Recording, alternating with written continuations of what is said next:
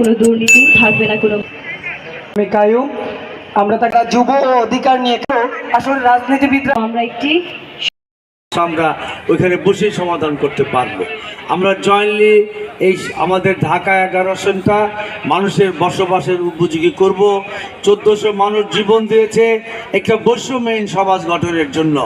একটা স্বৈরাচারের বিদায় হয়েছে, ভোটের অধিকার ফিরে পেয়েছে, আইনের শাসন আমরা ফিরে পাচ্ছি।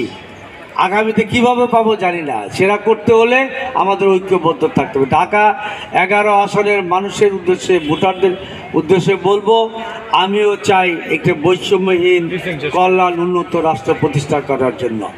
সেই জায়গায় আপনারা আমাকে সহযোগিতা করবেন। আর যদি দয়া করে ধানের শেষে আমাকে ভোটটা দেন, আপনাদের পাশে থাকবো এই বিশ্বাস রাখবেন।